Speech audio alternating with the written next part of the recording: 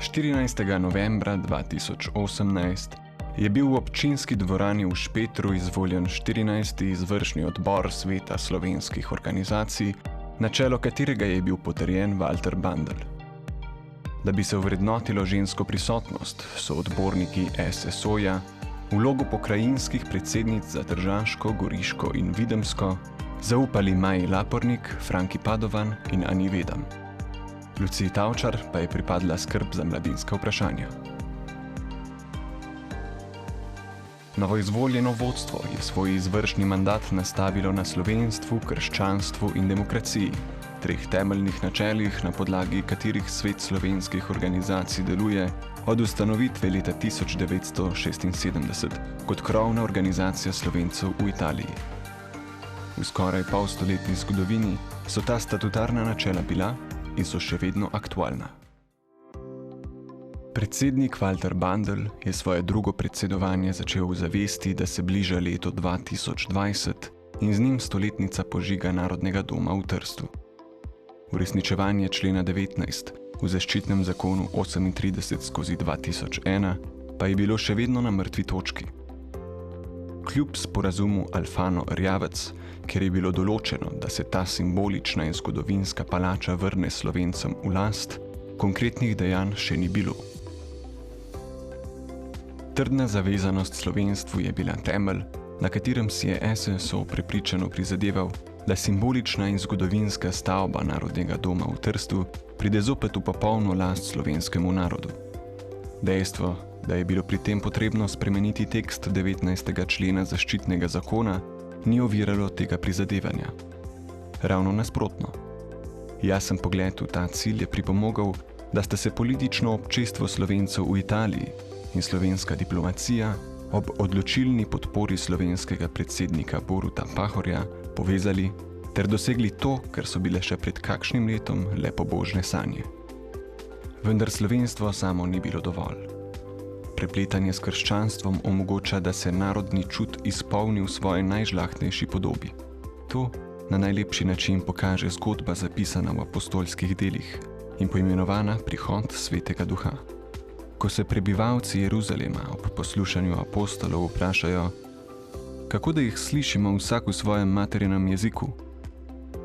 In prav tako sta se razumela predsednika Sergio Mattarella in Borut Pahor, ko sta se v Bazovici tistega 13. julija 2020 brez besed in s stisnjenima rokama poklonili italijanskim in slovenskim žrtvam totalitarnih ideologij 20. stoletja. Tistega zgodovinskega julijskega dne in v mesecih in tednih pred njim pa ni bilo dovolj le slovenstvo in krščanstvo. Potrebno je bilo tudi delati in ustrajati na demokraciji, pretvoriti ideje v zapisano besedo in v konkretna dejanja. Ta prehod se je zgodil na Tržaškem nabrežju v sobanah Tržaške prefekture, ko so tisti, ki v imenu demokracije upravljajo naše vsakdanje življenje in našo prihodnost, eden za drugim podpisali protokol o vrnitvi Narodnega doma svojemu prvemu lastniku, Slovenski narodni skupnosti, ki jo predstavlja istoimenska fundacija. Ustanovile sta jo krovni organizaciji SSO in SKGZ. In kolesje zgodovine se je tako končno začelo vrteti v drugačno, rekli bi, pravo smer. Temu je potrdil tudi nastop tržaškega župana Di Piazze, ki ob 90. obletnici usmrtitve bazoviških junakov pred spomenikom na Gmajni v Bazovici izjavil, da 4 mladi fantje niso bili teroristi. In ni slučaj, da je leto zatem spomeniško varstvo priznalo vrednost spomenika v Bazovici, ki spominja na trpljenje primorskih Slovencev pod fašizmom.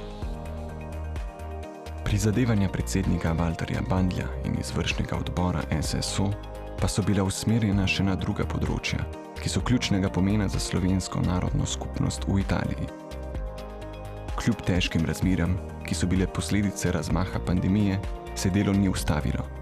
Aktivna vloga, z mislijo usmerjeno v prihodnost predsednika SSO v posvetovalni deželni komisiji, je omogočila zagotovitev zadostnih sredstev za obnovo zgodovinske stavbe na placu Ti v Gorici, ki je skoraj 30 letja samevala v zapuščenosti. Čez kakšen mesec se bo tako v nekdanjem središču goriških katoliških Slovencev spet obnovilo življenje in delo za slovensko stvarnost na Goriškem. Tudi v tem mandatu se je utrdila pomembnost sodelovanja med dvema krovnima organizacijama Slovencev v Italiji, SSO in SKGZ.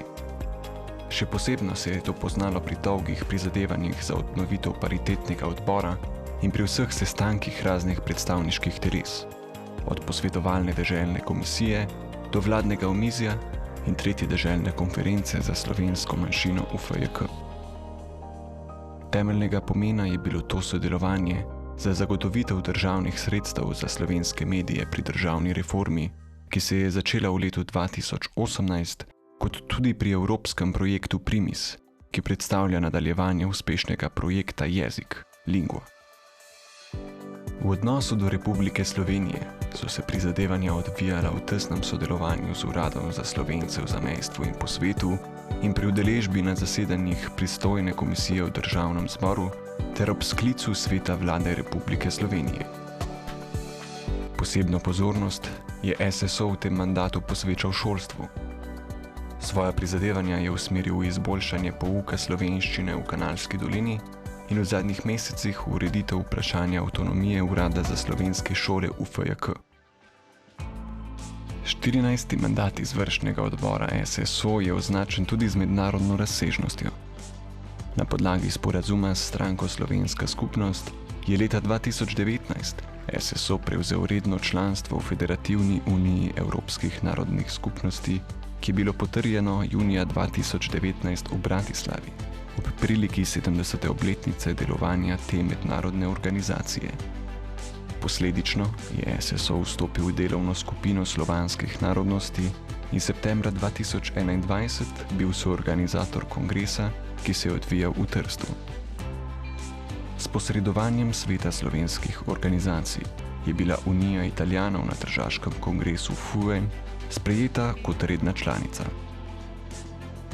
To potrjuje odlično sodelovanje med italijansko in slovensko manjšino, ki se odraža pri izvajanju evropskih projektov, pa tudi pri skupnem izpostavljanju pravic, za katere je potrebno še poskrbeti.